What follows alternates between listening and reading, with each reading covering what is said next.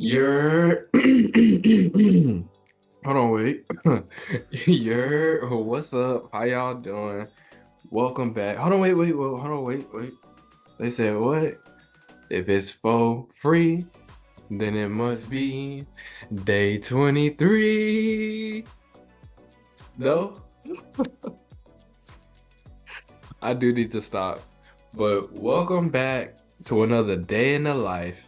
And in this episode of graduate engineering management student G.E.M.S today, you know what I'm saying, we're gonna walk out through a little assignment. A little bit about my day. I already went to work from 7 to 4:30 today. It was cool. That shift is it's pretty ideal because you can kind of get in and get out. So that was always good.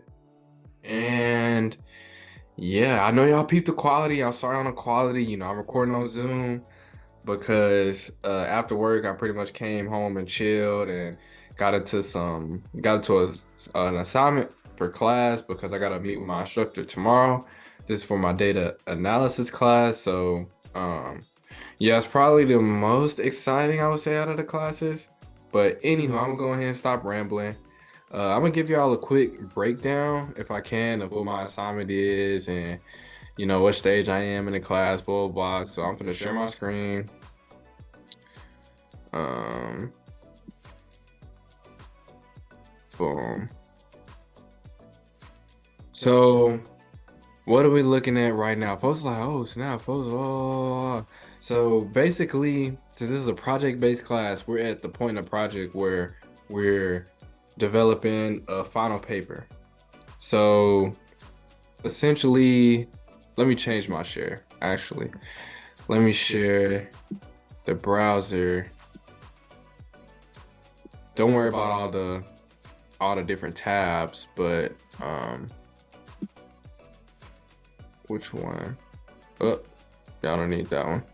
That's not y'all's. So boom. This is kind of like the draft, a little template. That's all he pretty much wants to see tomorrow is that we've made progress on the paper.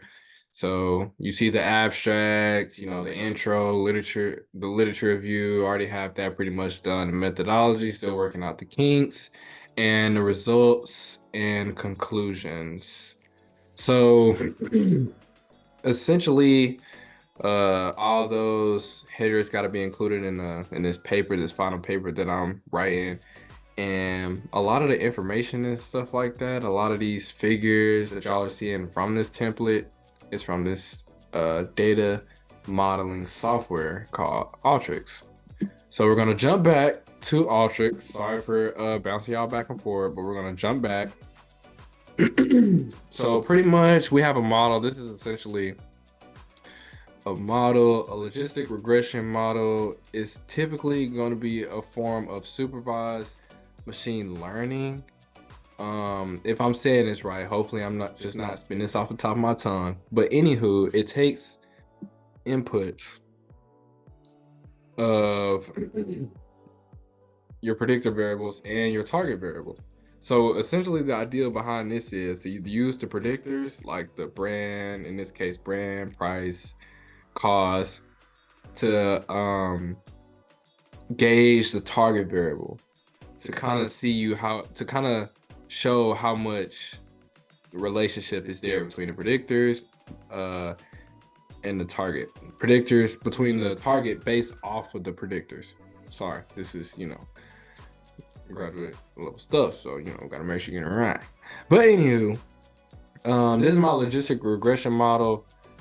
Essentially what's going on here, it's a lot of blocks, but each block is like a function, which I've described previously. But we're going to start with our company data, and then we're going to make sure we're importing, because our company data is essentially a spreadsheet, right? A spreadsheet pretty much with regular fields, specified fields and other such. So after we import our data, we're then going to select which variables and specify their data types so that we can see them. And furthermore, we're going to cleanse our data kind of do a little bit more manipulating to make sure that it's getting rid of null values, white spaces, blanks, anything that could cause like errors in the calculations. And from there, we're gonna specify this regular expression. Now, the point of this regular expression, I explained this previously, but I'm gonna do it again because it's kind of iffy. But anywho, is to look at the probability code column, and it's gonna parse it, which means it's gonna look at the specific characters of defective, DEF, or RCD, turn credit defective. So if it catches any of those values, it's gonna match it to a new column called probability code defective 2, and in that column you'll see essentially true or false, like is this defective or is this not defective, because that's one of the criterias for your target variable, is that it must be, I want to say, I don't know the difference with discrete continuous, but basically it has to be in binary form, so 0 and 1, yes, no.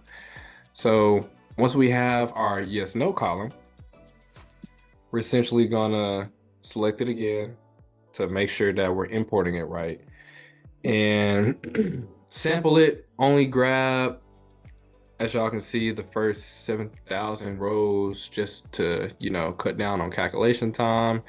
And then it's gonna be put through this logistic regression function and output some model characteristics. So if it'll render, you know, it's a little slow, but we'll wait and see what it can do. So boom.